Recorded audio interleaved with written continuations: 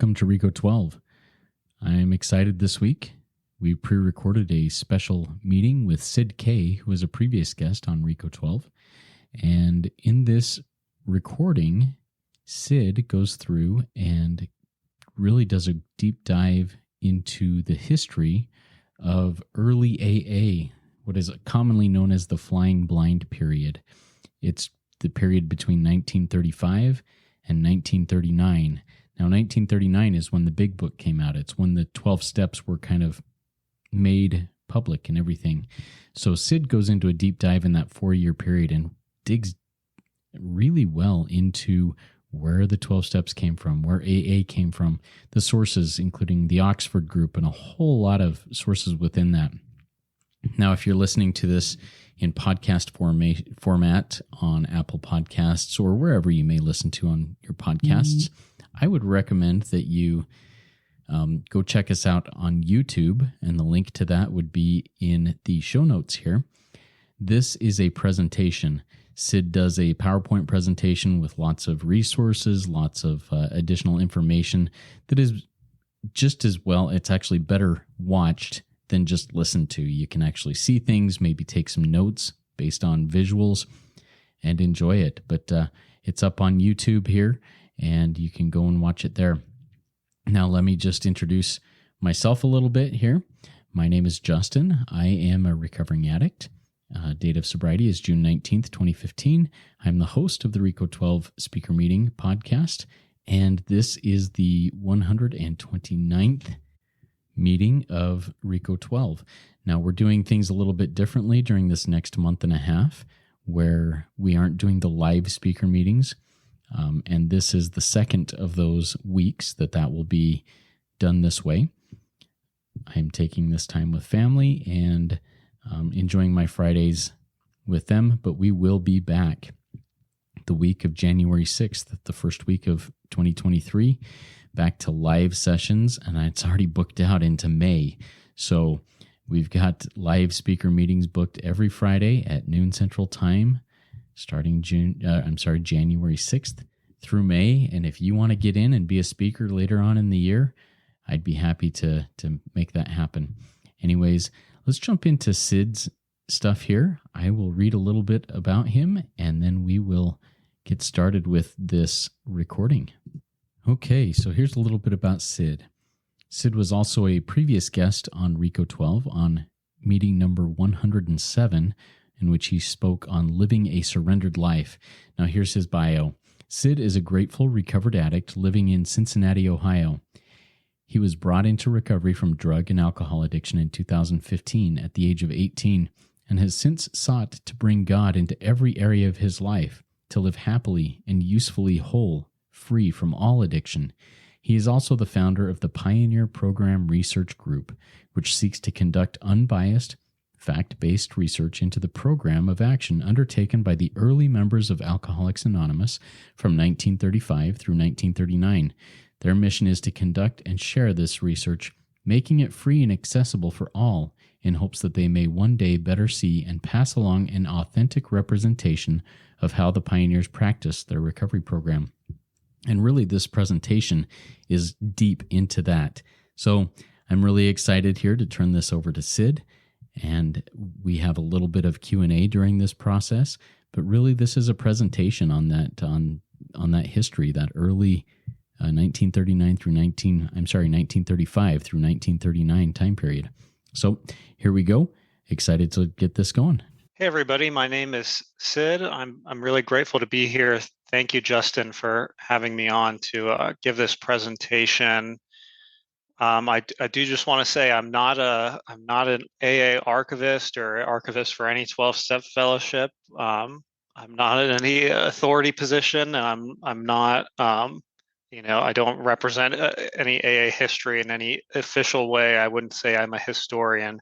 I would just say, I really am interested in 12-step history and wanting to share that and make that available to other people. And because of that, about a year ago, I started a group called the Pioneer Program Research Group, and we've been looking into researching and making available history of early AA there's plenty of great literature. There's plenty of wonderful stuff already there, but it's been our goal to kind of look specifically at the first 4 years of AA from 35 to 39. And that's what AA calls the flying blind period. And so that's what this presentation will talk about. It's uncovering the flying blind period. And we're going to be looking, a lot of history presentations will often be a lot of events and things taking place of people meeting people, those kind of things. What we're going to focus on here is specifically practices in early AA, because there's plenty of information that you can find in AA literature as well as other literature that AA historians have written to see what happened, when it happened. And so this will focus specifically on early AA practices and where they came from. All right, so the first thing, since it's a history presentation, I want to set some best practices about AA history. And one is, don't believe everything you hear or read, including this presentation. And that's why I've included references to each of the sources that I pull from on each slide. So you can go and check it for yourself. Yeah, and number two is, we're never going to uncover history entirely. We're never going to know exactly what happened because we're not there, and it was passed down. We might hear it from someone who was, 2 people away, or even if we hear it directly from one person, it's still their memory of what happened. And so what we can try to do is get as close to the person that it happened to, and as early in, as close to the date that it happened. But for example, some things like Bill started spreading the 6-step AA myth, and that started in the early 50s, and there's no documentation before that supporting that at all. Bill Schauberg shared about that really well in his book, The Writing of the Big Book. So that's just one thing, is that we can only hope to get as close as we can. The other thing is that Bill never let the truth get in the way of a good story. And this is unfortunately the shortcoming in some of the AA history books, is that a lot of it has to do with what Bill remembered or what Bill thought it would be better to say. And they're specific, it's always going to come back to memory. Like there's a lot of controversy around Dr. Bob's sobriety date, which he states as June 10th, but that's also the same day that the AMA convention started. So the accounts that he came back from the convention on that Thursday following that Monday and then got sober would place his sobriety date later. And so we don't know, there maybe have been a pre-conference, or maybe that's the 1 year that the AMA got their dates, wrong and recorded them wrong. So because of that and these other things, we want to seek double attestation. It's do you see the same information in 2 or more different sources? And so not Bill said it here once and Bill said it here once. It's 2 or more separate people, particularly, and that at least helps us get more objective with the truth instead of relying specifically on one person's memory. The last thing I'll say is to always understand the source's agenda and how they can proof text the material. And what I mean by that is that I can say that, I can make up a claim that in early AA they did this, and I can pull 3 words from the big book to show you that they did that. And that doesn't mean that that's what they did, and I might have an agenda. So I'll just share some different, because this research has been come at from a lot of different angles, like Wally P., he did the back to basics research, and that was focusing on the beginners class formats that started in the early 1940s. So that does not cover the time range or personal sponsorship that our work has. Dick B., his research focus only on really Oxford group practices in early AA. At least from what I've read, I haven't read all 40 of his books, but that was his main focus. There's Came to Believe Recovery, which focuses on the step-taking retreats that Clarence Snyder, the founder of AA in Cleveland, did later into his life. And they also say that this is how early AAs did it.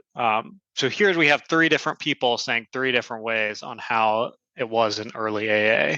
And then, Bill Shaverk, his research focuses primarily on the writing of the big writing of the big book, including the steps, but he doesn't dive into common practices of early AA or their Oxford group roots. And I got to be at a presentation he gave a couple months ago and was able to ask him the question of, like, what about the similarities we see in this Oxford group practice? And he said, that his research did not focus on that. It wasn't his primary interest. So he has wonderful scholarship, just not on this topic. And then there's Father Bill W. and Glenn C. have both done wonderful work on the Oxford group roots of early AA. We just want to also look at, when I said their agenda, right, is so Wally P., Dick B., and Came to Believe Recovery all argue for the resurgence, or the how it's beneficial to practice the practices and the sponsorship that they describe, and it all focuses on the claim that they had better success, and that we've had a decline in success rate. That is also a myth that's been debunked as of 2008. And I didn't know that until a year ago when I read the paper on that from, I think it was Glenn C. was in it, and then I think Arthur S. But there's a really good paper on it, and you can just look up recovery rate myths 2008, and you'll be able to find that. That's very interesting. Thank you for sharing that. I had not heard of that either. So there's a paper from 2008 that debunks that, huh? Yeah, exactly. So what they did is they looked at the AA membership surveys in 2007. And that survey is where, and I actually have some details from that survey in a couple slides, but that survey is often misquoted and misrepresented in how that data is presented, to argue that there is only a 5% success rate in AA today. And what the data is actually saying in that survey is that 5% of the 13,000 people we surveyed have only been in AA for 1 month. So it's not, it's saying two totally different things, but it can be easily misrepresented. Yeah, thank you. Thank you. Of course, yeah. So what I've been doing, my methodology and my research is to uncover these common practices in early AA. And to do that, I need to go back, and what we've done as a group is to cross-reference the Oxford group material and to find out what was the Oxford group really doing, which is different than what does AA history material say the Oxford group was doing. We also want to cross-reference early AA instructional material. We have the big book that was published in 1939, but we have plenty of pamphlets out of Akron in the 40s, the earliest in 1942. We have the sponsorship pamphlet out of Cleveland. We have the table mate. We have the little red book. There's plenty of material that details what was going on, and it was different in each location. It was not exactly the same everywhere, and so it's helpful to cross-reference the locations and the dates to see what were the practices at those times. And then the last part is cross-referencing early AA stories. Now, sometimes there is an issue, and I'll share in the presentation here. I have a first edition draft of the story for my Southern friend, and or our Southern friend. And this first edition draft is called John, I think it's called John and I, referring to John Barleycorn. And his telling of what happened and how he was introduced to this way of life is entirely different in the first edition than it is in the edition that's published in our big books today, or the one that even made it into the first edition of the big book. These stories sometimes went through as many as 6 edits, 6 editions before they were published. And so that can change a lot, over time of, oh yeah, we may have had these Oxford group practices. Maybe they did do the inventory the way that he had talked about in the story. And he just decided to mention it now that Bill had prompted him, or maybe they didn't do the inventory and he's, just making it up and saying, well, it would sound better if I did do this because it would be more consistent with what we want AA to be. And so that's just one footnote on that. But the good news is there's plenty of stories, and so we can look at those just with that caveat.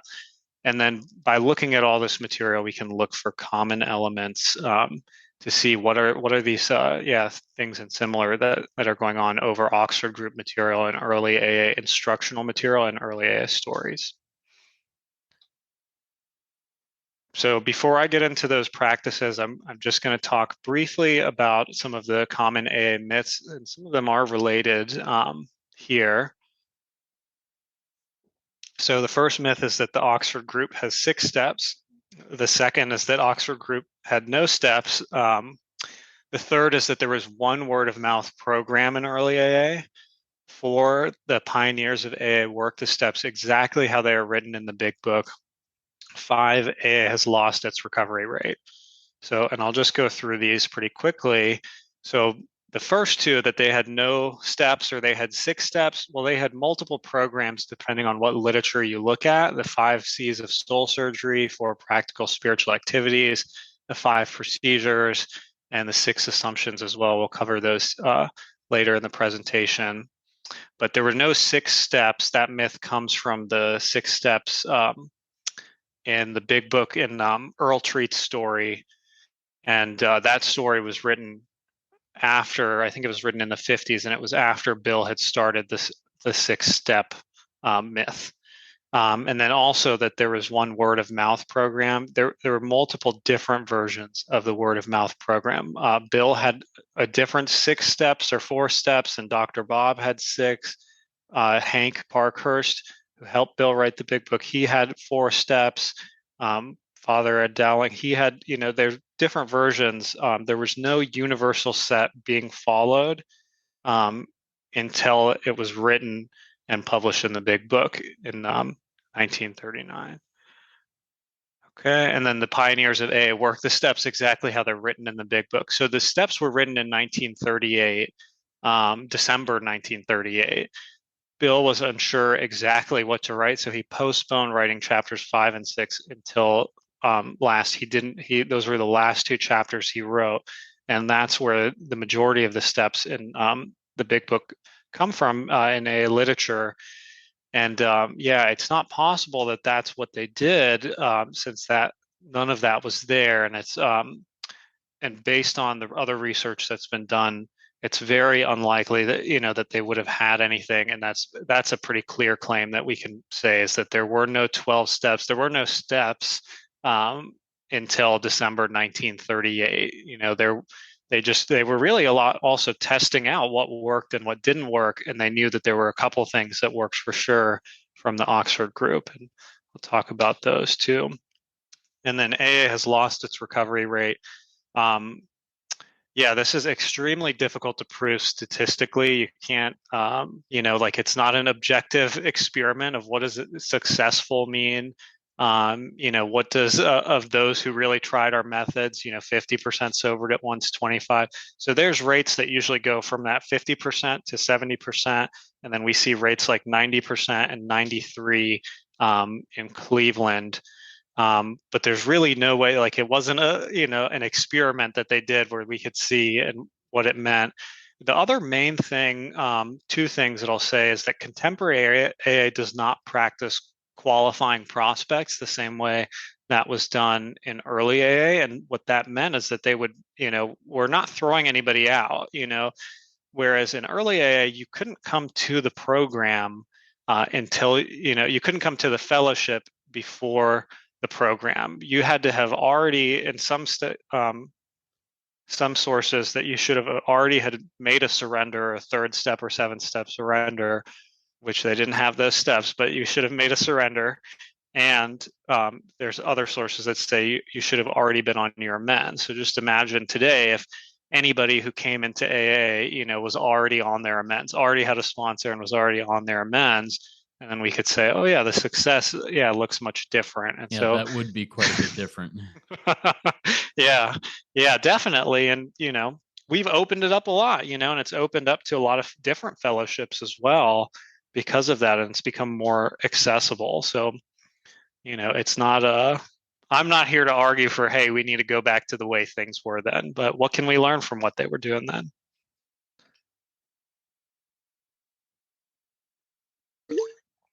Okay, so here's some of those claims I was mentioning. of those different heights, 75%, 93% success rates. And here's the 2000, it's a 2007 survey. It's a 2008 paper that reports some really cool numbers. So that another indication that AA works well is shown by the fact that a total of 64% of respondents in the survey reported that 41% had stopped drinking either immediately after their first meeting or 23% within the first year.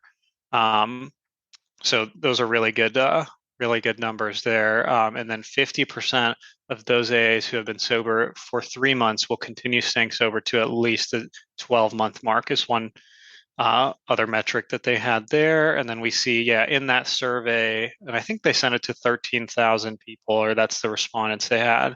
The vast majority, 45% had greater than 5 years sober, and 24% had 1 to 5 years. So the vast majority had more than 1 year sober. So there's some really good statistics that we can say empirically from that survey. All right, so now I'm going to get into the meat of the program. This is just something, the flying blind period, early AA, and we'll just call it affectionately the Pioneer Program is what I like to call it.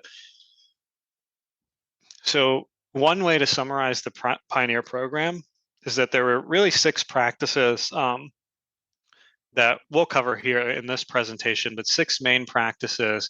One is sponsorship, and you'll see I have quotes around sponsorship because it doesn't mean what it means today. We didn't have people sitting down, meeting once a week, for an hour, to go through the steps or read a book because there was no book. It was very different. It was usually you qualify the prospect on the first visit or they're in the hospital. The second visit, you do the inventory and discussion with them, and then you teach them the AA way of life on that second visit. And very frequently between the 2 visits, they're introduced to the fellowship. And then we could summarize the rest of these 5 steps are that AA way of life that they were living. And 2, we do see a big element of fellowship, the social and spiritual comradeship with other alcoholics. We see number 3, principled living by a set of principles. We see checking, which is checking our conduct against those principles individually, doing regular checks with others. And you'll see that the Oxford group also checked on others. They weren't checking themselves to others, they would check others. And you'll see that was one of Bill's criticisms of the Oxford group. And then the main, and what early AA literature considers the most important to them was that quiet time, daily set time each morning for reading, prayer, meditation, and guidance. And guidance is just that last piece of quiet time, which is the practice the early AAs and Oxford group used of seeking God's will. And what they would do is they would write down what thoughts came to them. So in this presentation, I'm going to go through each of these 6 practices, and I'll usually start of what does Oxford group literature say about it, and what does AA literature say about it, and what information can we get from that. All right, so the first one, sponsorship, and this is where the majority of our research has focused. I'm not going to go into all the details specifically because there's plenty of research left, to do of us getting into stepping stones and getting access to all those different editions of the different drafts of stories and comparing those. And Stepping Stones is currently digitizing all their records, and that will make this research a lot easier. There's some things that we can definitely say that we've seen, and there's some things, that are still questionable. Either way, I did cover some of this in another recent presentation where I went into this specific practice in more detail. And so that presentation was more of what does early AA literature say and how were they practicing that, and less of what did the Oxford group do, which is what I'm going to share here and how that trickled down to AA. So I did share my contact email. It's aahistorynerd@gmail.com. If you want access to that presentation, I'm happy to send that to you, but this focus is a little bit different. So we'll start with the Oxford group. So, we talked about those those different myths about the Oxford group. And that, like we said, there's plenty of different things that they had. And one set formula that they had was something called the six basic assumptions. And really, the the cornerstone of the Oxford group philosophy was that like sin is the problem, and to them, sin is anything that keeps us from God or from one another. So, that was the definition that the Oxford group used, and they had these six basic assumptions. And they're: men are sinners, men can be changed, confession is prerequisite to change, the changed soul has direct access to God, the age of miracles has returned, and those who have been changed must change others. So you'll see a lot of the same things as we look at these different Oxford group practices, that there's just a lot of material in common. It just goes to show you how they didn't have one set. Same as early AA, there was no one set. But this is a really good explanation of where pages like 60 to 63 in the big book, where, before they get into the third step, Bill is all of a sudden talking about selfishness and self-centeredness, and that's the root of our trouble. And that comes directly from the Oxford group, that sin is the root of our trouble. And we, AA, we just changed that. We wanted to get away from, the sin word. And so we got to selfishness and self-centeredness, or anything that's keeping us from God or from one another. And you can see I've traced the sources here, and here's where it gets tricky. As I saw these six basic assumptions and not God. I saw where he had quoted them from a paper from 1941, and I saw where that paper had quoted it from. Was another paper from 1933, which is not available online. So, the trail is ended there until that paper is available. And that's why some of this work is very difficult, is, we can only get so far. There's not digitized records from 1933. So those are the six basic assumptions. This is probably the closest thing we have to steps. The Oxford group had these four practical spiritual activities. And so this is a direct quote from the pamphlet, What is the Oxford Group? To be spiritually reborn and to live in the state in which these 4 points, and they're referring to the four absolutes, are the guides to our life in God, the Oxford Group advocate four practical spiritual activities. One, the sharing of our sins and temptations with another Christian life given to God, and to use sharing as witness to help others still unchanged to recognize and acknowledge their sins. So we can see steps 4, 5, and 12 here. To surrender of our life, past, present, and future, into God's keeping and direction. We could see echoes of steps 3 and 7 here. Yeah, so Sid, real quick, yeah. before you jump to 3, I noticed in here the capitalization of a couple of words like sharing and witness. Is that how it was in the original book too? Capitalized these random words, and if so, is there a reason for that, do you think? That's a good question, and I will say some of these I tried to be as exact as I could possibly, and I do believe that any word that's capitalized on here is capitalized in the book, and that book is available in PDF online if you just look up What is the Oxford Group, and this is on page 15. But yeah, I'm pretty sure that's where it was, but I would double check just to make sure. Yeah, but these were principles, for them. Sharing is not, sharing was a practice. It's a little bit different than what sharing would mean to someone here in, AA or in a 12-step fellowship today. So each of these four practices, actually, that pamphlet goes into depth and has a chapter on each of those. So it goes into sharing, surrender, restitution, and then guidance. So then 3 is restitution to all whom we have wronged directly or indirectly.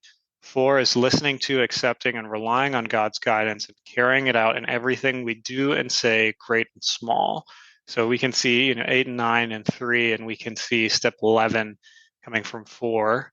But this is the closest thing we had to people actually like a set of steps that a new person could take. Now, it's interesting that I can find this in Oxford group literature, but I don't see this set of 4 activities in any AA literature that's referring to any Oxford group practices, which is interesting because the next set, really, yeah, actually, the 5 C's are in Ann Smith's journal.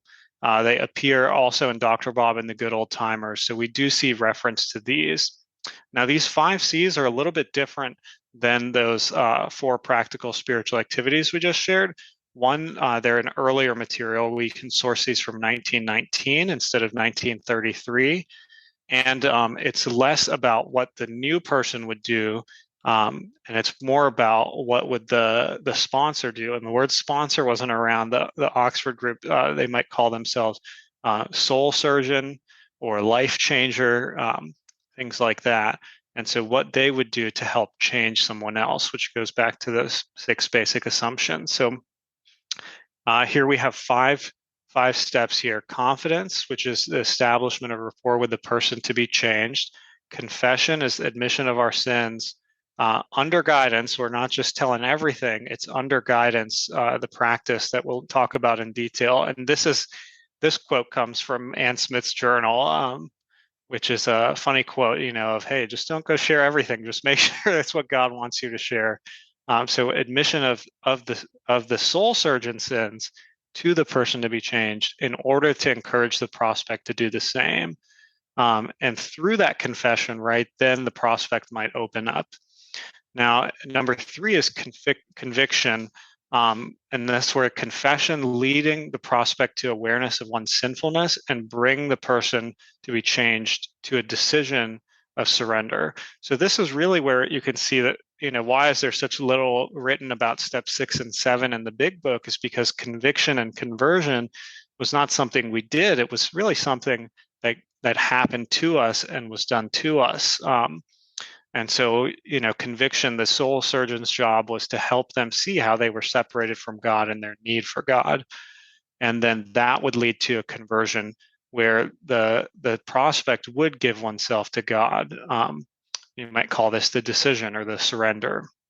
And the last one is continuance. And this is to stay with the convert until they are changing lives of their own. So they also thought this, because this process is done in one sitting, often it could be done in more, usually at the Oxford group house parties, they would want to stay with their convert until that convert has found other converts of their own, because they knew that this was the most, discouraging part of the process, and it's the easiest place to slip. Is that you could have someone have a conversion and then slip a couple days after that.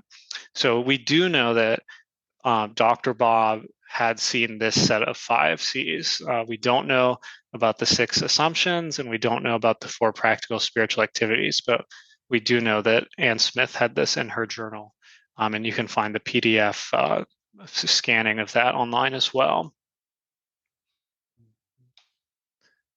All right, and then this is the 5 procedures. It's very simple: given to God, listen to God's direction, check guidance, restitution, sharing for witness and confession. And we do find this in Dr. Bob and the Good Old Timers, and we find this in Not God. We can't really say, did we know it's in AA literature? It's, do we know, is it a direct quote from someone in AA literature? That's something we'd have to check. And did they actually see these 5 procedures? And what's interesting is when I try to look in Oxford group literature, I had difficulty finding it. And then eventually I hit a dead end on Sam Shoemaker's book, National Awakening. I couldn't find that. So, it's quite possible it came from Sam Shoemaker. That's what we can assume, but we don't know that this was actually in any Oxford group material, which there was no official Oxford group material anyways, but Sam Shoemaker was the American head of the Oxford group, so we can trust that this was their practices. But they all kind of blend together, and they're all very similar. And so now I'll talk about early AA sponsorship. So knowing that they had access to these, we have to, I can try to apply like, hey, if we were to name these things as steps, this is what we might call them. So the first visit, which would often be done in the hospital, and you can read in the stories here, that I was in the hospital and 2 men visited me, or and there's some stories where I had 9 or 10 visitors. I had 14 or 15 visitors. And what they would do is they would go and qualify the prospect. They would find out, are you actually an alcoholic? And if you're not, then there's no reason for us to, be here, and then are you willing, to accept what we're doing? And they would leave them with the third step decision. They wouldn't, push that on them. They would leave that there and they would say, if you're interested, here's the program of action we can follow. And usually after that, they were introduced into the fellowship, and they would get visits daily, right? So it wasn't the sponsee is calling the sponsor, it's that the sponsor is literally showing up to the hospital on a daily basis, or if they're out of the hospital, dropping by their home or office to check in and see how the sponsee is doing. And then the second visit would be taking steps 4 through 8 together and teaching the prospect steps 9 through 12. And then lastly, after that, it would be co-sponsoring new prospects together. So we can see that same from the Oxford group literature on continuance, is that, don't just say, hey, go sponsor people. They would go do it together. And that's why often in the stories you hear 2 men approached me, or, 2 men visited me, because it was always often 2 men together. The other thing that they would do is they would practice their quiet time together. They would work to practice the principles together, and they would check with each other. And so I'll break down these a little bit more, and I'll share specifically on each visit. And at the bottom, you'll see I have some annotations of if it's well documented or loosely documented, and if it's in instructional material or if it's in the anecdotal evidence in the stories. And so here's some steps we can break down from that first visit. Is 1, exchange drinking stories. 2 is expose illness of mind and body. And we see both of those and documented in the instructional material and in the stories, as well as the third, qualify the prospect to gain an admission of hopelessness, share your spiritual experience, discuss the God concept, and then outline the program of action. All of those are well documented in stories and instructional material. And then post step 3 decision, that's well documented in the stories, and it is documented in the instructional material, just not as much evidence yet. So that's kind of what would happen in the first visit, or what we might normally consider the sponsor is taking the sponsee through 1, 2, and leaving them with 3. And they would always leave them there. And it's interesting, if you look at the AA literature, in the big book, even in the instructions, it says, don't rush them, or else they're going to say that you rushed them. Leave them there with it. Let them read the book over in the meantime before your second visit. And then even in the third step instructions in the big book, it said, we thought, long and well before taking this step, because they did. So this is just cool insight in what that early AA sponsorship looked like. And we see this documented in stories as early as 36 and as well as 37, 38, and 39. Okay, in between those first and second visits, they're being introduced to the fellowship. They're getting daily visitation by you and others. There's even one Akron pamphlet that says, just ring up, 25 to 30 calls should cinch the matter. Ring up your friends who you think will best fit for this newcomer. And then there is some other material that also shows to take them to meetings with you. And obviously that material started to come later as there were more and more meetings. So we see that in the sponsorship pamphlet, which came out in 44 from Cleveland, when they did have meetings there, whereas before we didn't see this instruction. It was more you go visit them. All right, and the second visit here is taking the steps 4 through 8 together and instruct on steps 9 through 12. We see the sponsor share shortcomings. We see this loosely documented in stories and instructional material. It's just more prominent in Oxford group literature than it is in AA literature, but it is in AA instructional material specifically. It's from the Akron Guide to the Steps, where we can see that. We see inventory, share story, discussion. This is a process. This isn't someone coming to you with a written inventory. This is you sitting down with them and discussing those shortcomings or character defects, and maybe writing something down, maybe not writing something down. And this would lead to, that conviction and conversion that we talked about from the 5 C's. So it would lead to that surrender, that you would take this with them. Dr. Bob would pray immediately, on their knees after the sponsee said they were ready to surrender, he was praying not only for them, but for himself as well. And then they would sit down and make the amends list and plan out how they were going to make that amends, and all those amends. And so they would do that. This is all one sitting. They would also share the importance of quiet time, and they would also share the importance of working with others. So this is really what it looked like. And this is where it starts to get murky here, when we look at active work as, yeah, commence the AA way of life together, because sponsorship, that was kind of it, that was it. And then they would be meeting together regularly. It's sometimes up to 6 days a week. They were meeting together in Akron, and they were co-sponsoring new prospects together. They were practicing quiet time together. They were checking and living by principles together. But they weren't meeting up with a sponsor every week. It wasn't so formal. So that's what it looked like, what we could call sponsorship with quotes around it in early AA, but that term was not there. It meant the sponsor in early AA meant who's going to pay the hospital bill, because we don't trust alcoholics coming in here. So I'll pause there. Justin, is there any questions or anything you want to add? Yeah, a real quick question. I was going to save this to the end, but I think this is a good time to jump in here with it. As you're looking back at all these things, doing this research on the founders, on the early days, on the actions of these individuals, and as you've mentioned, hey, there are some things that are a little bit loose. You said, hey, Bill didn't let the truth get in the way of a good story.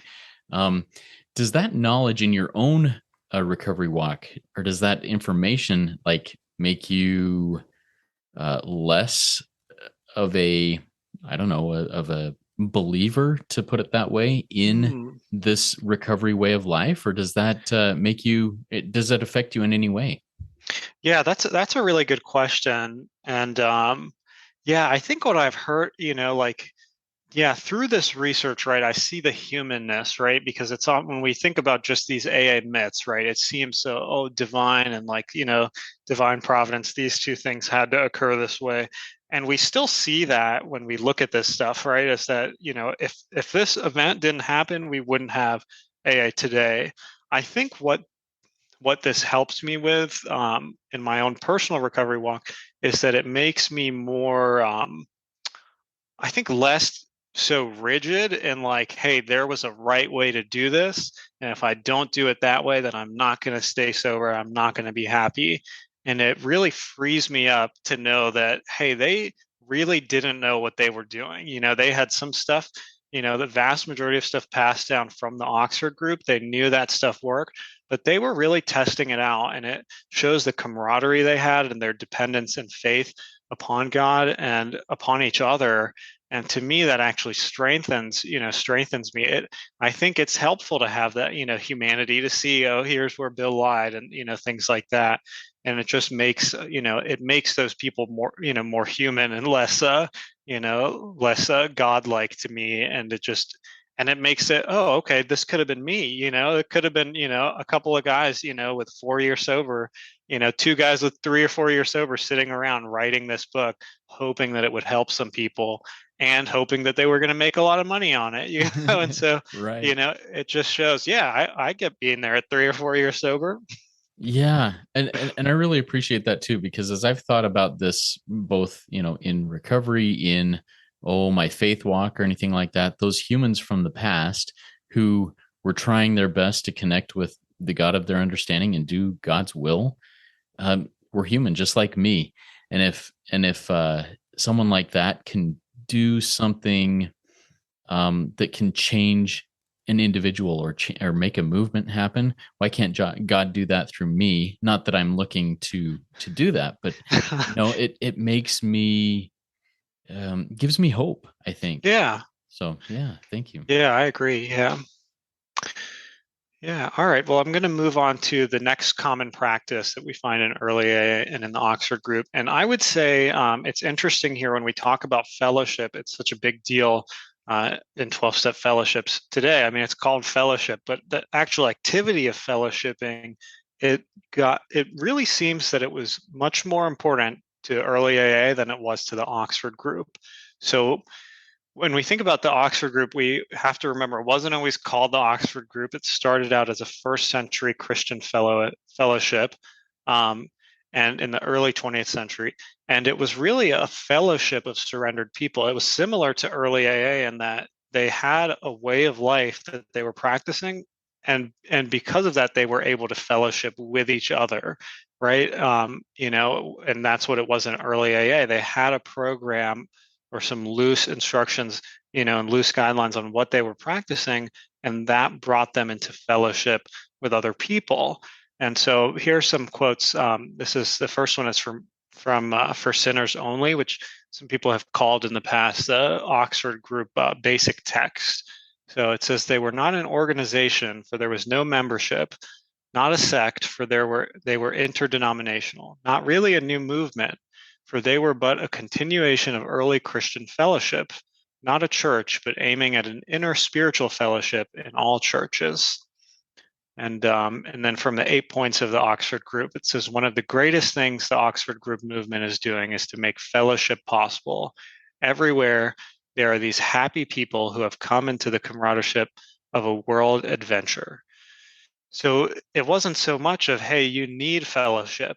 It's when I was looking through Oxford Group literature and I looked, just looked for the word fellowship, there's 100 instances of fellowship in Christ, but when we talk about fellowship with other surrendered members, or any other members, that there weren't really many references I could find. And early AA took some of this, and they saw that they needed each other more maybe than the Oxford Group members did. And so what we see is that actually conflicting reports, and some of this might have to do with time, and some of this might have to do with, just location as well. And so early again, fellowship of surrendered people program came first, and then you would get into the fellowship. And in many cases, you couldn't attend your first meeting until you've taken all of the steps, or if you've gone through at least and surrendered, and have started amends. And so this is from Glenn Chestnut's book. It's called AA Meetings from 1938 to 1942 in Akron and Cleveland. You should be able to find that online. And if you're not, you can email me. In early Akron AA, members were expected to show up every day, 6 days a week at Dr. Bob's house. And he breaks this down into 3 different things, and we'll get into those as well. And here's something interesting. So when early AA reached out to John Rockefeller Jr., he sent his friend Frank Amos to go find out what's this AA thing about. And Frank Amos came back to him in 1937 with a report. And in this report, he had 8 points or 7 points that the Akron alcoholics were practicing. And it's interesting that at the bottom of the list, and it says it's important, and then it says, but not vital, that he meet frequently with other reformed alcoholics and form both a social and religious comradeship. So they didn't think that meetings were mandatory to recovery. They did think that their morning quiet time was. And then we see, and this is from an account that was recorded in February of 1937, of a member in early AA saying that the surrender was more than important. It was a must. They demanded it. You couldn't go to a meeting until you did it. And so it's just the dynamic was very different of, whereas now most people either through treatment or they show up to a meeting because there's so many meetings, they show up and they can decide, do I want this program or not, and a lot of members, you don't know how many of the people in each meeting, how many of them have taken this program. And I'm not saying that's good or bad. I'm just saying how it's different than early AA. So that's what we see about fellowship and the importance of fellowship in early AA. They did do these things together. They did meet 6 days a week. They were, going through this flying blind period, trying to understand how they were sober and what they could do to help other people stay sober.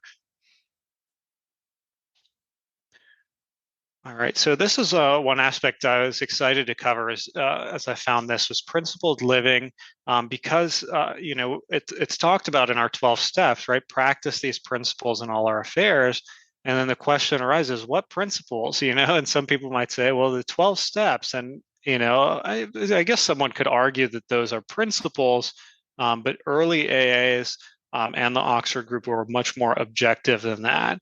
And so we'll start with principled living in the Oxford group. And this is, if there's one teaching that we can absolutely say the Oxford group was about, it's the four absolutes or the four standards. And they're the principles that they strive to live their lives in accordance to. They knew that they were going to fall short, and they were okay with that. It was just in striving that they were able, to come close, that they were able to grow. And so everyone, I will say that the four absolutes have gotten a bad reputation in AA, and it's often said that Bill had to get away from these oppressive Oxford group teachings, and yeah, there's just Bill's written a letter, and there's plenty of other talks that he gave. But I'll quote from a talk in 1941 on the or a letter from 1941 in the next slide of what he thought about the absolutes. He says, again, in the AA history, don't believe everything you hear or say. But as for the Oxford group, so yeah, here's a quote that they have 4 points which are the keys to the kind of spiritual life God wishes us to lead. And for them, that was that absolute love, absolute purity, absolute honesty, and absolute unselfishness. And here's an interesting thing, people often say, the Oxford group, they were trying to be perfect, and that's why Bill had to get away. And it's interesting when we look at their literature, here's a good quote that neither in this respect is there any absolute perfection on earth. There is no perfection which does not admit of continual increase. The only person who cannot be absolutely perfect is he who claims to be. Humility is essential to perfection. And there's another analogy in some Oxford group literature of, a kid gets 100 on a math test, is he a perfect mathematician? No, but did he do perfectly on that test? Yes. And so that's a similar way to perfection of how they thought about the absolute nature of these standards. Now, these followed into early AA. And early AA, they always sought to live up to some principles. It started with the four standards. And Glenn Chestnut, he's done some good work tracing how it went into, looking at 1 Corinthians 13, the principles of love there, and then later into the St. Francis prayer. But I'm going to focus specifically on the four standards as they show up in early AA from 1935 to 39. But those, what stuck out to me was that there was always a set of principles, right? It wasn't just there was no question about what the principles were. That to each individual, they knew that they were striving for some set of principles. That I don't really see this much. Like I think it's not as objective as it was to them. Whereas we can definitely, we've seen those placards that say, "Here's the principle for each step." And that doesn't come from any AA literature, but that's helpful. But yeah, if you just walked up to a random 12-step member and said, "Hey, what principles are you trying to live your life by?" You get a lot of different things, and in some cases, you might not get any. And so, this was a very important facet of their program. So here's a quote from Dr. Bob's last major talk in 1948. He said, "The four absolutes, as we called them, were the only yardsticks we had in the early days before the steps. I think the absolutes still hold good and can be extremely helpful. I found at times that a question arises and I want to do the right thing, but the answer is not obvious. Almost always, if I measure my decision carefully by the yardsticks of absolute honesty, unselfishness, purity, and love, and it checks up pretty well with these four, then my answer can't be very far out of the way." I'm going to skip down to the third bullet here and just share. So this is from the first version of Fitzmayo's story, Me and John, and it provides a glimpse of what he's approached by two AAs while he's in Towns Hospital. And he asked him, what's this AA program? And it says, the man asked, would you be willing to live on a new basis to try to live up to ideals by trying to be absolutely honest, pure, unselfish, and loving in all your relationships with your fellow man to get rid of your drink problem? Of course I would, I declared without much thought. I'd do anything. Then all of your troubles are over, said the man, and he left the room. And that was the whole program that AA gave Fitzmayo. But if you look at the edition that's in print in your big books, you'll notice that the man would say, are you willing to make an inventory? Are you willing to confess? Are you willing to make amends? And it's interesting, and this is what I was talking about before, of how drastically that's changed, right? And it goes to show at the time of the first writing of the story, that is what was the most important thing that Fitzmayo thought of the AA program. And now I'll share from this 1940 letter that Bill wrote. Someone had reached out to him and asked, why did AA leave the Oxford group? Also, it should be noted, the Oxford group, it used to be First Century Christian Fellowship.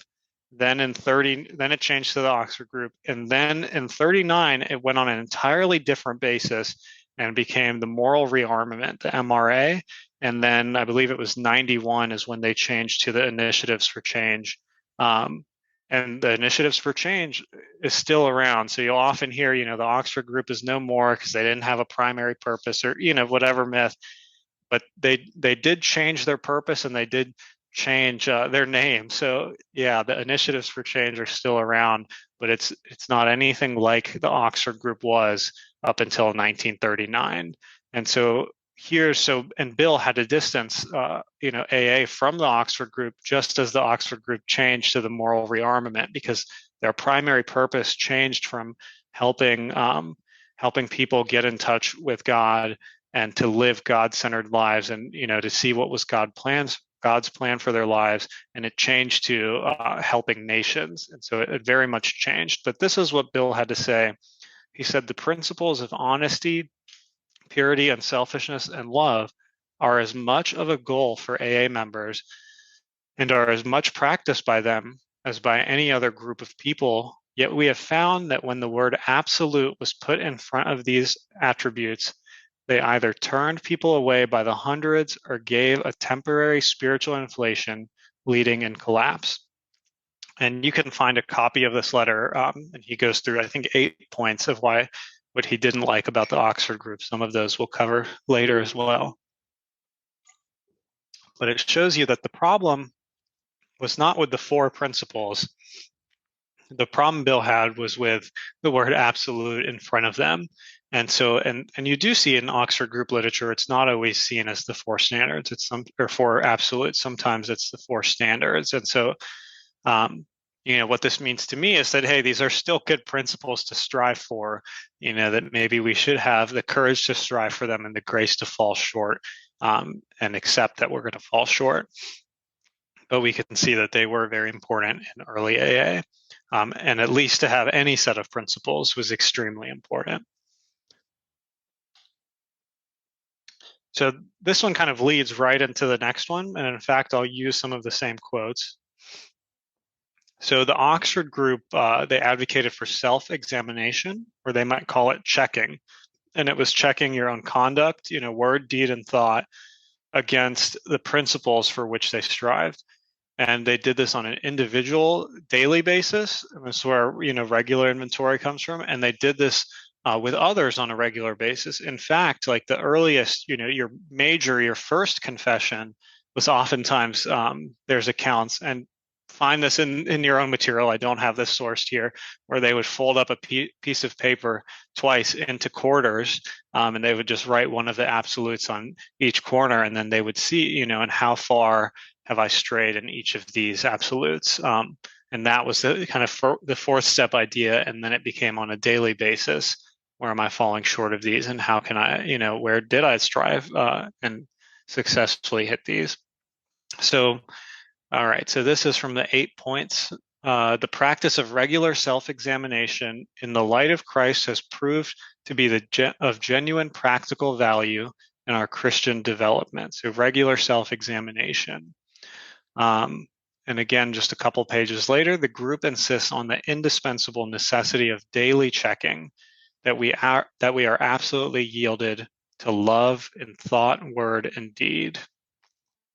Now, this is from I Was a Pagan is a book by Victor Kitchen, and he knew Bill and Dr. Bob, and he got sober in the Oxford group and stayed in the Oxford group. And there was a good number of alcoholics who stayed back in the Oxford group when AA split off. But this is again a good book to get a more story account of the Oxford group. So instead, in other words, of criticizing each other, we now criticize ourselves to each other and ask the other's prayers about it. And when we occasionally do check to hold other to the maximum in Christ, it is not without first examining the beam in our own eye, and then only under guidance in a prayerful and redemptive way. So we do see, this ideal of, if I'm going to check somebody else, if I'm going to say, hey, that's not really loving, or that's not, that doesn't sound honest, that there was some preparation done on our part first, before we take someone else's inventory. And it's interesting to see how this came into AA. And then the last one is from For Sinners Only. And this is also more of a story account. But before I committed myself, I checked it with and this is actually someone talking about whether or not they should get married to their current wife. And this is how important it was to check all their decisions. They said, before I committed myself, I checked it with my friends, as people in the group are wisely accustomed to do. Their guidance confirmed my own. And so this isn't referring to just, hey, is this loving? Is this honest? Is this unselfish? Is this pure? Their guidance confirmed my own as the guidance they received in prayer and meditation. And then you would ask your other group members to ask for guidance on the specific matter and see what they got about it. And their guidance confirmed his own guidance that he should be married to who he had in mind. That's a huge thing in my own guidance practice, my own two-way prayer practice, is making sure I have a prayer partner or two that I share those things with to keep me from my own blind spots, who check on me and say, hey, no, there's some selfishness in there.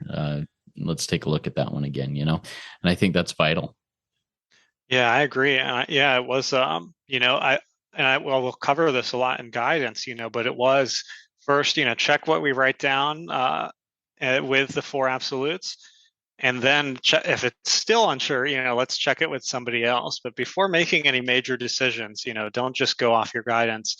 And you really see this start to affect AA when the story I've heard is, and, check this, but the story I heard was that Henrietta Sieberling, she started receiving guidance that Bill Wilson was the devil in the 50s, and she was going around and telling everybody how he was the devil, and that how AA had gone astray and that they were doing it right back in Akron, and the Oxford group was right. And then all of a sudden in the 12 and 12, you see all these additions. There's only one warning about checking your guidance really in the big book, but in the 12 and 12, we see it on 3 or 4 different, full paragraphs about checking guidance. But yeah, it's always important. All right, so the early AAs continue the practice of checking themselves on a regular basis, checking themselves with others, and unfortunately checking others, and that's a practice we get the most criticism in these documents about. So it's the same quote earlier from Dr. Bob's talk. He said, almost always, if I measure my decision carefully by the yardsticks of the four absolutes. So he was measuring his decisions. He was checking himself. And then we see, this is from the Glenn Chestnut book, that where we said that they were expected to show up 6 days a week. So, and specifically in the evening, when everyone would sit around in the kitchen or living room and talk about any problems they had during the day. And so they're checking this, with other people, or an AA member could drop by Dr. Bob's office at any time during the day and talk with him one-on-one there. They're checking their own conduct, they're trying to live the principled lives, that they are, and they're checking in order to make sure they stay on the beam. And so here's from that same 1940 letter from Bill. Actually, I'll read the next one first. So from the Vicious Cycle from I think that's Jim Burwell's story. It says, in those days, we really took each other's inventories firmly and often. So they continued to check each other. And this was Bill's criticism of the Oxford group. It was discovered that all forms of coercion, both direct and indirect, had to be dropped. We found that checking in the hands of amateurs too often resulted in criticism, and that resulted in resentment, which is probably the most serious problem the average alcoholic is troubled with. Um, I've heard an account before of that Oxford group members or early AA members would go into each other's homes, into their bathrooms, and see where they would have their upper room daily reader and check what page it was on to make sure that the member was current, and that's another level, of accountability. And essentially, the takeaway here, is that Bill said, one with the absolutes, right, is that let's not hold them absolute. Let's not, hold ourselves to that high of a degree. Let's just, let's strive for them and know that we're going to fall short. And then with checking, let's just check ourselves. Let's stop checking other people without, getting their privilege to do that. Yeah, that sounds a little big brotherish, checking in on everything. And it totally goes against the principle of, teaching or learning correct principles and then trying to govern yourself. Yeah, exactly. And we can say, maybe it was coming from a place of fear, or maybe it was coming from a place of superiority. We never know. But I'm glad that we found Bill said, hey, we've got to cut this out. And, yeah, at least it's not, nobody's dropping by my home and checking what day my daily reader is on. Yeah, thank goodness. All right. So this I do think is the most important practice, and I'm not saying that, based on my personal opinion, but based in the literature that points to it, was this daily quiet time. And there was one quote that I couldn't get in time for this presentation, but the quote is something like, the Oxford group thought, we had to have quiet time every morning. 1 hour was good, 2 hours was better. So they're very serious about this time that they're spending. And we see the quiet time and guidance appear in pretty much all of the Oxford group literature. It's second only to the four standards.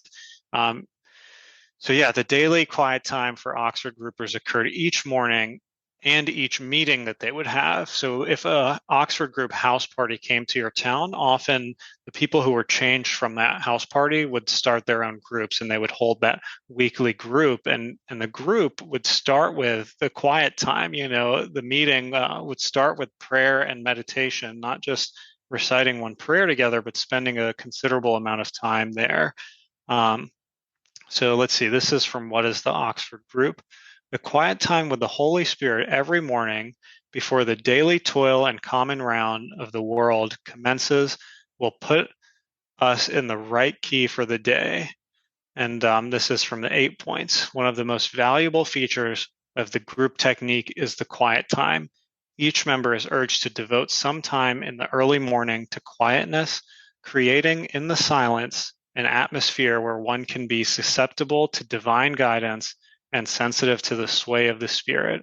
And I've seen some accounts, I think it's in the What is the Oxford Group, that says, hey, just start with 15 minutes each day. And then I've seen those accounts of, hey, 1 hour is good, 2 hours is better.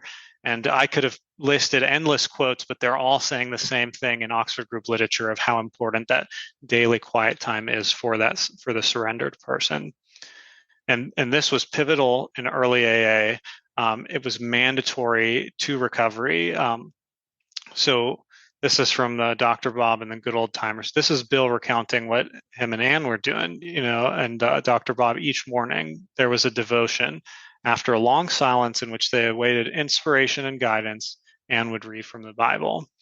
And Henrietta Dotson, wife of A, number 3, remembered that Anne would call her every single morning and ask me if I had my quiet time. She did that for a year, every single morning, just to, hey, did you have your quiet time yet? And then again, this is from the Frank Amos report. So we saw it was vital, but not, or it was optional for meeting attendance. And vital to have a camaraderie with other people, but it's very specific in the language about quiet time. They use the word mandatory in the report, and they say he must have devotions every morning, a quiet time of prayer, and some reading from the Bible and other religious literature. Unless this is faithfully followed, there's grave danger of backsliding. So, and it's interesting. The next account, Bill is talking about how there's another guy who and his wife who were sobering up drunks. And so he says, so Duke P started, they stressed morning time, daily reading, and daily contact. They also told me to do something about my alcoholism every day. So Duke is talking about that. And Duke remembered taking a poll of slippers in the early 1940s and finding that they had all stopped having their morning quiet time. And actually, this is what I was referring to. Bill found it odd that Wally and Annabelle G had helped sober up a lot more people, and Lois and Ann didn't have that many successes. The treatment was the same, except the G's morning hour of meditation. And Bill said, I sort of always felt that something was lost from AA when we stopped emphasizing the morning meditation. And we have to remember the definition we have of meditation today, which is often focusing on your breath, the clearing of thoughts from your mind. That definition was not in the U.S. until the 1960s. So it's not the definition they had. When we look at dictionaries from, I think it's 1931, it says, reflection, the musing of a topic on the mind, and Clarence Snyder, he said later, like if you've worried before, you know how to meditate. You just meditated on something negative. Why don't you meditate on something positive, right? Continued thought, that's what meditation meant to them. And so this time, what's interesting is we see how important this was in early AA, that we see that many people thought that it was the most important thing, and it was often the missing ingredient. And we also know that Bill Wilson and Lois continued to do it for the rest of their lives, and so did Dr. Bob and Ann Smith. And we can see I added this extra slide to give it a little more detail, that daily quiet time for Oxford groupers and early AA consisted of prayer, reading, silence, and guidance, that those were kind of four common elements. It might look different for each individual person, but Dr. Bob says his morning devotion consisted of a short prayer, a 20-minute study of a familiar verse from the Bible, and a quiet period of waiting for directions as to where he that day should find use for his talent. There's another account that says Dr. Bob, he would get his guidance, and that Dr. Bob wouldn't write his down, and he would just go out with his orders for the day and begin working on them. And then we'd see in the Oxford group at the beginning of each day, before we come into contact with others, it is possible to have the mind illumined by unhurried reading of the Bible, by prayer and waiting upon God for guidance. And the early AAs continued in the Oxford group tradition of using the Bible, as well as they found the Upper Room, which started being published in 1939, and then the Sermon on the Mount by Emmett Fox. And their favorite passages in the Bible were the Sermon on the Mount in Matthew, the 13th chapter of 1 Corinthians, and the book of James. And these were just what they would like to read, and those were very useful in helping them receive guidance in the day and to live up to the type of lives they were trying to live. But we see that it's just interesting, that this was one of the most important things. And, they'd be asking each other, did you have your quiet time? Yeah, what guidance did you get? That kind of thing. So here's, we'll go into this last part. Is the guidance, which is specifically just some more information regarding that last part of quiet time. So receiving guidance from God is a key practice of the Oxford group. We see it in the four practical spiritual activities, that listening to, accepting, relying on God's guidance, and carrying it out in everything we do or say, great or small. And the Oxford group advocates our use of a pencil and notebook so that we may record every God-given thought. It is not suggested that everything we write down during our quiet times necessarily comes from God. In cases of difficulty, our guidance can be checked up with the teaching of the Bible, or by conference with others who are also receiving guidance in quiet time. And then we see the group strongly recommends the keeping of a guidance book wherein we write the inspired thoughts that come in waiting, definite daily guidance is available to us. And yeah, and then this is Victor Kitchen about his first thought of guidance that came after he's done this Oxford group house party. I had actually started for a bottle in the pantry when God stopped me with my first real bit of guidance and told me that I could not serve him as long as I was a slave to gin.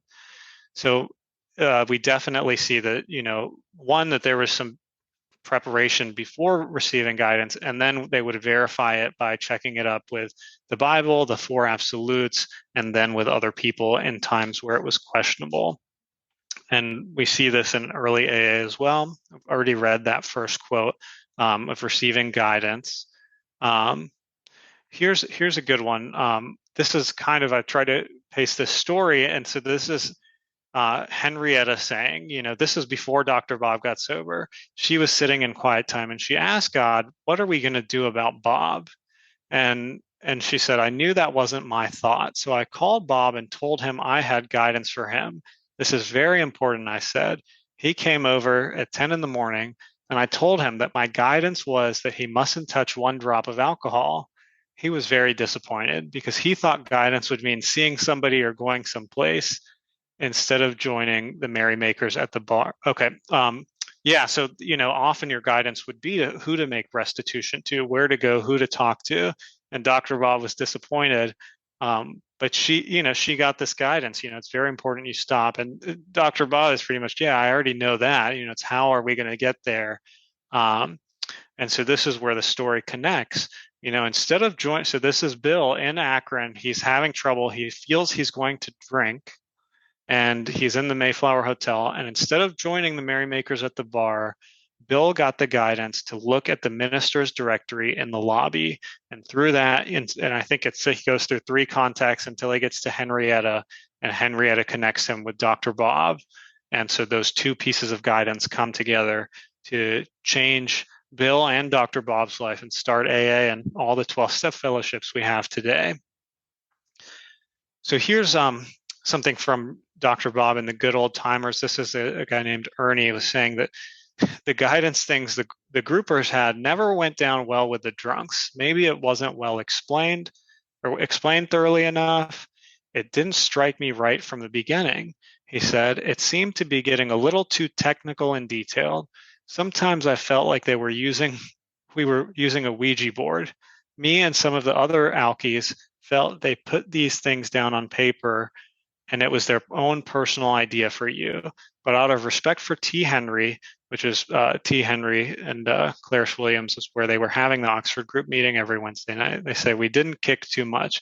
So it sounds like the problem that Ernie had was not so much with the guidance, it was that people getting, guidance for other people, and so this is the thing that Bill warns against and everything, that it's just for ourselves, because Henrietta was getting guidance later that Bill was the devil, and so, we're not getting guidance for other people and telling them what they need to do with their lives. Hey, God is telling me this, that you need to do this for your life. And, that's what, it's interesting that Bill said in that letter about separating from the Oxford group. So while most of us believe profoundly in the principle of guidance, it was soon apparent that to receive it accurately, considerable spiritual preparation was necessary.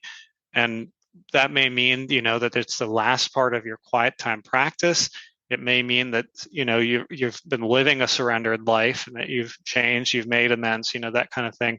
Could mean both, it could mean going through the steps or whatever practices that were being utilized at the time. And then practicing daily quiet time, and at the end of it, receiving guidance and still checking. Now, another cool thing about this practice is that this is how Bill used or how he wrote the steps. And another word for guidance, specifically how guidance is received, is called automatic writing. And Bill talks about how he wrote the steps. He said, as he started to write, he asked for guidance and he relaxed. The words began tumbling out with astonishing speed. And then, later, Bill and Lois themselves, however, continued the practice of quiet time together until his death in 1971. So quiet time and guidance were very important to the founders of AA, and to early AA. And we have one account that's Ernie says they didn't really get it there. And we actually see that Clarence in Cleveland doesn't really talk much about guidance, but he continues the practice of quiet time. And in the literature that he wrote, and later in the Came to Believe recovery guides, that the literature that he helped with, it's almost non-existent there. And one theory on this is that so Cleveland broke away from the Oxford group. He tried to go to Dr. Bob and say, hey, we need to get away from the Oxford group. I have 7, 8 Catholic guys here who can't come to the Oxford group meetings, but they're all drunks and they want help. And Dr. Bob says, well, I don't know what to do. And Clarence says, well, I do. We're going to break off. We're going to separate from the Oxford group. And so it's possible that, maybe this practice is not as much of a Catholic practice, such as the long inventories that we often see, like in the big book, making that into a long inventory of doing it for months. That's more of a Catholic practice of the time, is where Glenn C references where that came from. But it was not as much of an Oxford group practice. So yeah, this is actually the last topic, but I'll say, where do we see like what happened to guidance? Why aren't people talking about guidance? Why isn't it AA literature? Well, it is an AA literature, but if we don't have this contextual information, we're probably not going to see it, So on awakening, let us think about the 24 hours ahead. We consider our plans for the day, but before we consider our plans, we ask God to direct our thinking. And thinking about our day, we may face indecision. We may not be able to determine which course to take. Here we ask God for inspiration, an intuitive thought or decision. We relax and take it easy. We are often surprised how the right answers come after we have tried this for a while. And he goes on and gives a warning too. Hey, we're inexperienced. We might, it's probable, it's not probable we're going to be inspired at all times. We might pay for this presumption. But nevertheless, we'll find that our thinking will, as time passes, be more and more on the plane of inspiration. And it says, ask God in your morning meditation what you can do each day for the man who is still sick. The answers will come. So it is asking for guidance, and it is relax and take it easy. And then it says receive. And it does say, even about, hey, there's helpful readings that we can do before. We try to do some meditation, some prayer before we do this. But they did talk about receiving guidance for the day in the morning. The big book also talks about guidance throughout the day, right? Ask for the right thought or action. Whenever we got to pause and then ask for the right thought or action. Well, we're not asking ourselves. And then we can see how the Oxford group influenced AA, where they would take all of their problems, they wouldn't go directly to each other. They'd take it into quiet time and ask God, what do we want to do about each specific matter? And that was Oxford group, and it made it into the big book, in the section on the sex inventory. In other words, we treat sex as we would any other problem. So how are we treating every problem? In meditation, we ask God what we should do about each specific matter. The right answer will come if we want it. And like I said, in the 12 and 12, we see a lot of warnings about making sure you check your guidance. And here's one of them: is it is worth noting that people of very high spiritual development almost always insist on checking with friends or spiritual advisors the guidance they feel they have received from God.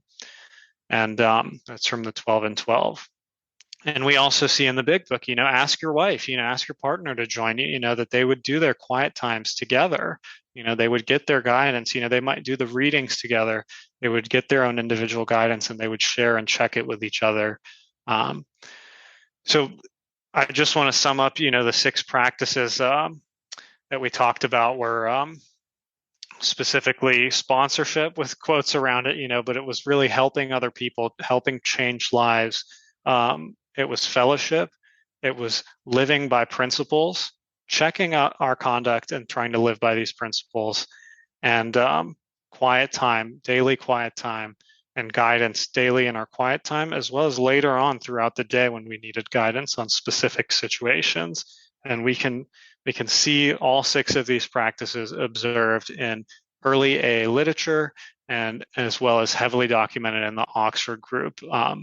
So yeah, that's what I had prepared I'll leave my contact info here as well on the screen. It's aahistorynerd@gmail.com. And yeah, I'm going to stop sharing. And then, yeah, Justin, feel free to if you have any questions. Yeah, thank you so much, Sid. I really appreciate that. One of the questions that kept coming up in my mind was, how has this information changed the way that you work your own recovery with yourself and with others? Yeah, that's a good question. I think, part of my journey of why I got into this history business was because I was a big book thumper and I was convinced I was doing it the right way. And anyone working the steps out of the 12 and 12 was wrong. And if you're doing worksheets, then you're definitely wrong. And I was starting to get exposed to AA history that was proving me wrong. And so I started to find, I said, let me find out the right way. Let me find out how they really did it. And to my astonishment, what I found was that there was no right way. That early AA, they did not have one right way. They were trying to figure it out. And what the program looked like in Akron and Cleveland and New York was all very different. And there were some similarities, but they were very different. And the big book came, directly out of New York by Bill and Hank Parkhurst, were the primary authors of the big book. And there was no input from Akron. It's often said, how they would pass it around, and there's editing that happened when they got to the multi-lith edition, but there was no there's even a letter from Bill asking Dr. Bob, hey, I've asked you nicely, please, can you give me some criticism? You're not giving me anything. So it was really Bill, trying to bridge the gap between New York and Akron and say, well, here's some commonalities in what we do. But yeah, I think what's helped me is, okay, well, there was no right way, and so, well, what's the best way? What had the most success rate? And well, it turns out that we can't accurately measure that at all either. What we can say, what I have learned from this, I think part of it is that there is no right way, that it was individual to the person and to the city that they were in.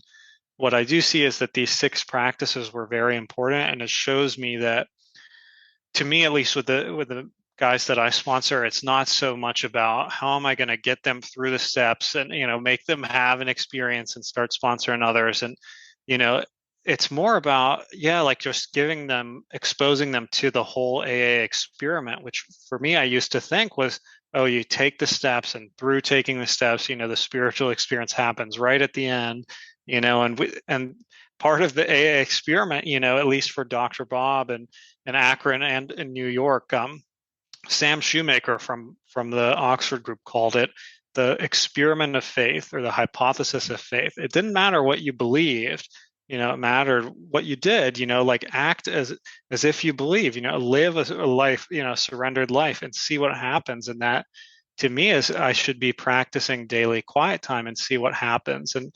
And so I have changed my approach in sponsorship to kind of fit more in line with the approach that I shared here today.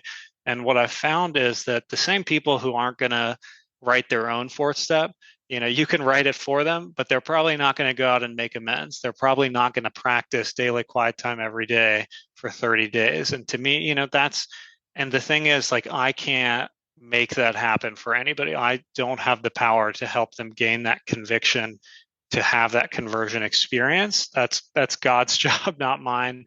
Like, I can only pass it on, and stick with them and walk through them in this way of life.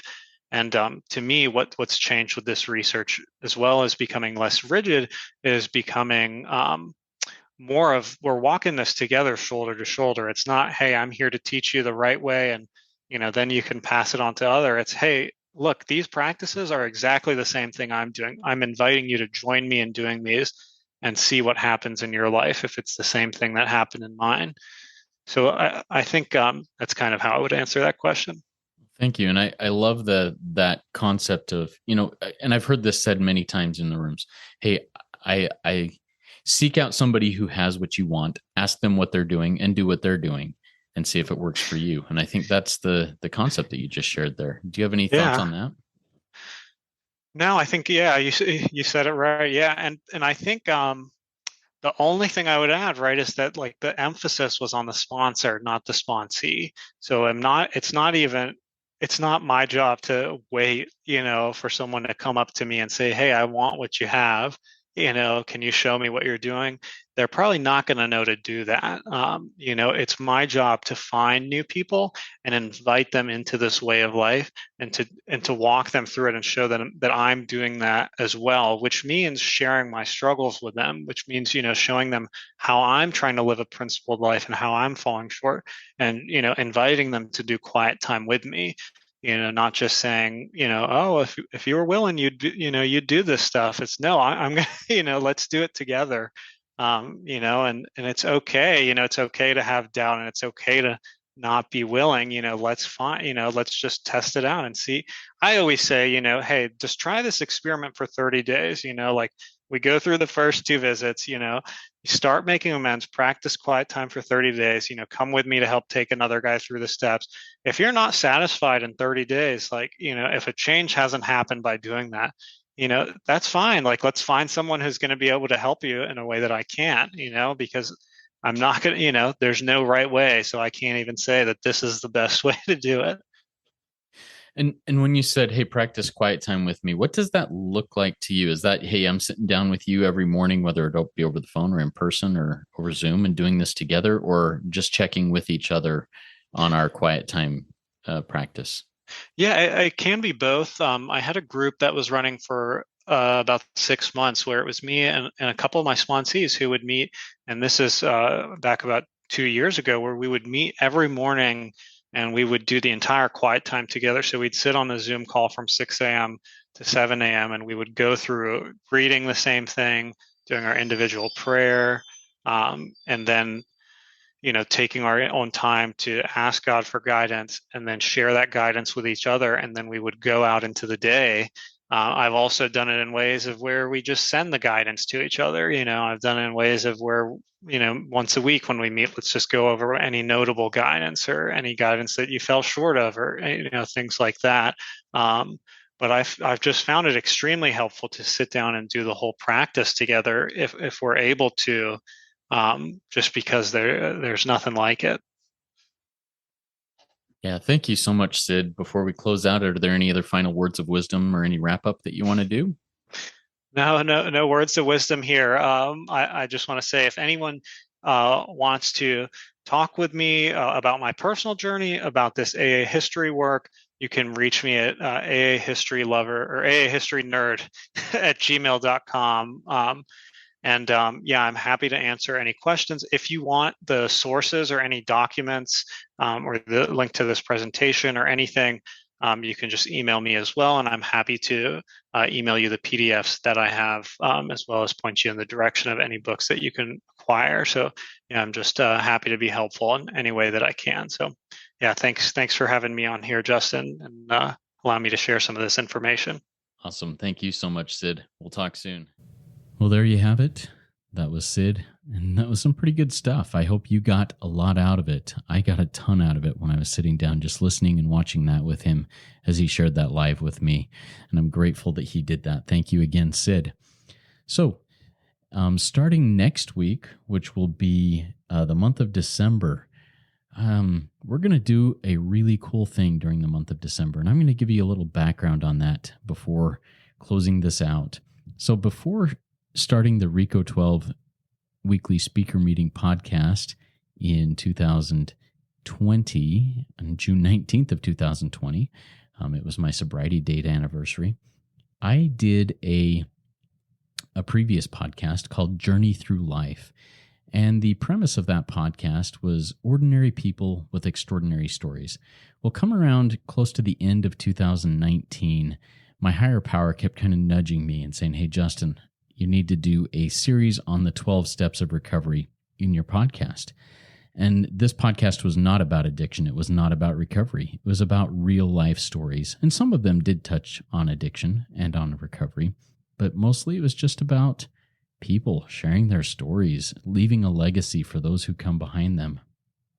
Anyways, so in my little community of recovery that I had at that time, I started reaching out to some of my sponsees, sponsors, other people that I had met in recovery and said, hey, I'm going to do a 12-week series on each of the 12 steps. Do you have anybody in your recovery network that you think would be a really good speaker on step 1 or step 4 or whatever step, each of the 12 steps? And through that process, I was introduced to some of the people that have radically shifted my own recovery walk. Most of these people also were later speakers on RICO 12.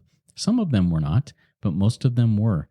And the concepts that I learned as they shared their stories, their experience, their strength, their hope, just changed things up. Anyways, after I finished that series on each of the 12 steps, I went back to doing Journey Through Life the way it had been done before, and it felt empty. And my higher power, my God, kept saying, hey, Justin, you need to go and do some recovery podcasting. And so I spent some time thinking and praying and pondering and taking notes and writing, and RICO 12 was what came to my mind. And this project and how it's set up is what came to my mind and what came to be. So through the month of December, I'm going to re-release with a little bit of editing the previous podcast, the Journey Through Life podcast, on each of the 12 steps of recovery. Now, there will be a few podcasts released each week because there were some steps that I had more than one speaker on and some that I had to split into 2 weeks because there was just so much. So anyways, I'm real excited to do that. So next Friday, we will be learning about step 1 from Shannon T., who is an Al-Anon who just knocked it out of the park. There was no better person that I could get to start off this process. She was real, she was honest, she was healthy, and just loved it. So next week on Friday, we'll hear from Shannon T. on step 1. And then on Saturday, I'm going to release the first part of step 2 with Harvey E., who has been a speaker on RICO 12 a couple of times. And he has a 2-part thing on step 2. And his concept of step 2 shifted my entire trajectory of my recovery. So anyways, I'm excited for these things. We'll get started on that. Now, as we close out this, I'm just going to close us out with my morning routine, which is the full version of the Serenity Prayer, followed by the 3rd step prayer, followed by the 7th step prayer. God, grant me the serenity to accept the things I cannot change, courage to change the things I can, and wisdom to know the difference. Living one day at a time, enjoying one moment at a time, accepting hardship as the pathway to peace, taking as he did this sinful world as it is, not as I would have it, trusting that you will make all things right if I surrender to your will, that I may be reasonably happy in this life and supremely happy forever with you in the next. Thy will, not mine, be done. God, I offer myself to thee, to build with me and do with me as thou wilt. Relieve me of the bondage of self, that I may better do thy will. Take away my difficulties, that victory over them may bear witness to those I would help of thy power, thy love, and thy way of life. May I do thy will always. My Creator, I am now willing that you should have all of me, good and bad. I am now willing that you should take from me every single defect of character which stands in the way of my usefulness to you and my fellows. Grant me strength as I go out from here to do your bidding. Keep coming back, everybody. It works when I work it, so work it. You are worth it.